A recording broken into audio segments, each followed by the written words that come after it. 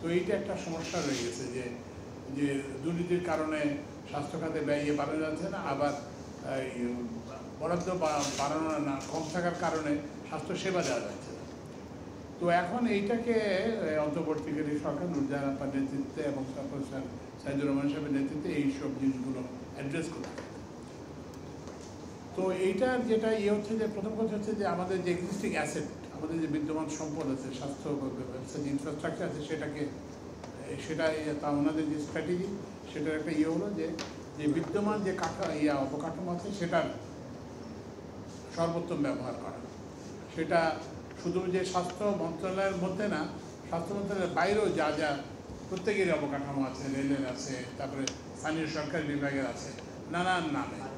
তো এগুলোকে ব্যবহার করে যাতে আরও বেশি মানুষকে সেবা প্রদান করা যায়, এটা আমাদের প্রধান উপদেষ্টার নির্দেশ যে স্বাস্থ্যসেবার মান যেভাবেই হোক এটা বাড়তে হবে, বরাদ্দ বাড়িয়ে, তারপর অবকাঠামোর ব্যবহার করে, তারপরে নতুন ডাক্তার রিক্রুট করে, নতুন নার্স রিক্রুট করে একটা টোটাল একটা অ্যাপ্রোচ আমরা অন্তর্বর্তীকালীন সরকার গ্রহণ করে।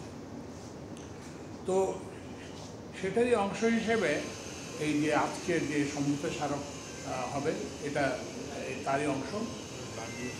তো এইটার একটু আমাদের স্বাস্থ্য ব্যবস্থার যে ইমব্যালেন্স, এটা একটু যদি বোঝানো যায়। যেমন আপনারা সবাই জানেন যে চট্টগ্রাম মেডিকেল কলেজে রোগীর স্থান সংকুলান হয় না, মানে ফ্লোরে থাকতে হয়, তারপরে আবার রোগীকে ফ্লোরে থাকার জন্য লোক জায়গা দিতে পারে। কিন্তু অন্যদিকে এই যে চট্টগ্রাম যে রেলওয়ে যে হাসপাতাল আছে, সেটা একটা 92 বেডের হাসপাতাল, মানে খুবই ভালো ইনফ্রাস্ট্রাকচার, বড় রাস্তার পাশে সব রকম সুবিধা আছে। কিন্তু ওখানে 92 রোডের মধ্যে আমি সম্প্রতি ওখানে গেছিলাম, ওখানে 5 জন রোগী আছে, তারপরে হচ্ছে 3 জন না 4 জন ডাক্তার আছে। তো এইটা তো একটা মানে সম্পদের অপচয় হচ্ছে। তো ওই জন্য ওই থেকে ধারণা থেকে প্রধান উপদেষ্টা নির্দেশনা এবং নুরজাহান আপা এবং মানে স্বাস্থ্য উপদেষ্টা এবং বিশেষ সরকারি সঙ্গে আমরা তখন আলাপ করলাম যে আমরা কী করতে পারি। তো তখন আমরা একটা করলাম যে আমরা এগুলোকে আমরা একটা জনসাধারণ উন্মুক্ত করে দেবো। আগে এগুলো শুধুমাত্র রেলের লোক ছাড়া কেউ গেলে ওখানে চিকিৎসা সেবা পেত না। তো এখন আমরা প্রাথমিকভাবে সেটাকে উন্মুক্ত করে দিই। তো এখন এই যে সামনে যেতে সেটা হলো যে এগুলো যদিও আছে যে এগুলোর অবকাঠামোগত কিছু উন্নয়ন দরকার হবে। যেমন ধরেন কোথাও লিফট নাই, তো এখন রুগীকে তো আর পায়ে হেঁটে তো সবসময় নেওয়ার সম্ভব হয় না। লিফট যদি না থেকে লিফটের ব্যবস্থা করতে হবে, আরও অন্যান্য ক্লিন ওয়াটার, পানি সরবরাহের ব্যবস্থা করতে হবে, আরও নানান সব ব্যবস্থা করতে হবে। তো এই জন্যই একটা স্বাস্থ্য মন্ত্রণালয়ের নেতৃত্বে একটা টিম যাবে, আমাদের রেলের ইয়েরাও থাকবে, হাসপাতালগুলো ভিজিট করবে এবং সেগুলোর অবকাঠামোগত কী উন্নয়ন করতে হবে সেটা নির্ধারণ করবে।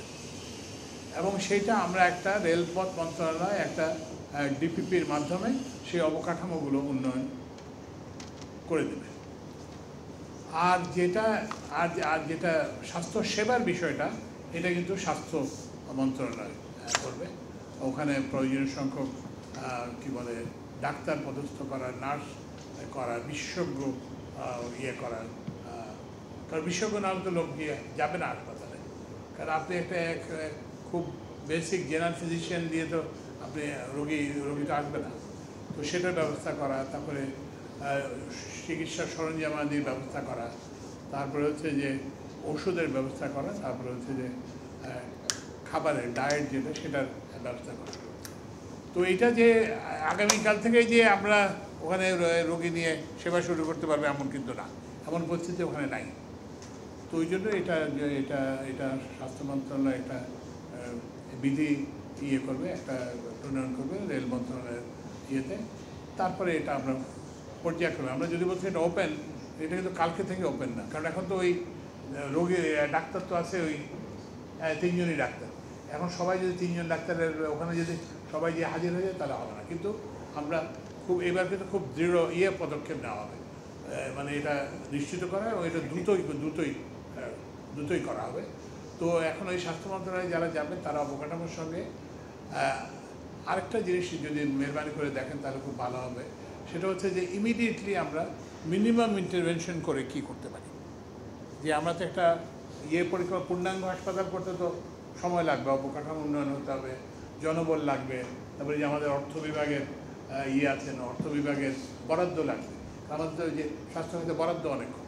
তো সেটা হওয়ার আগেও যে আমরা যাতে বলতে পারি যে এটা একটা শুধুমাত্র একটা স্বাক্ষর করছে দুজন সচিব, এটা যাতে না হয়, যাতে কিছু কিছু সুফল আমরা অন্তত 5 জন রোগী না থাকে, যাতে অন্তত 10 জন কিংবা 15 জন, অন্তত 20 জন এইরকম ভাবে অ্যাটলিস্ট একটা 100% ইনক্রিজ কিংবা 150%, 20% ইনক্রিজ ক্যাপাসিটি করা যায়। তো এইটার যেটার মূল উদ্দেশ্য হচ্ছে প্রধান উপদেষ্টা যেটা গতকালকে প্রধান উপদেষ্টা বিদ্যুৎ জ্বালানি মন্ত্রণালয়, তারপরে হচ্ছে যে সড়ক ও জনপথ এবং সেতু মন্ত্রণালয় এবং রেল মন্ত্রণালয়ের ঊর্ধ্বতন কর্মকর্তাদের সঙ্গে একটা বৈঠকে মিলিত হয়েছে, আপনারা জানেন। তো সেখানে কিন্তু এই উদ্যোগটাকে বলছে যে এটা একটা প্রয়োজনীয় উদ্যোগ, এটা দরকার ছিল, এবং সাধারণ মানুষের স্বাস্থ্যসেবা উন্নত করার জন্য এই অন্তর্বর্তীকালীন সরকার যা কিছু সম্ভব তাই করবে। নুরজাহান আপা।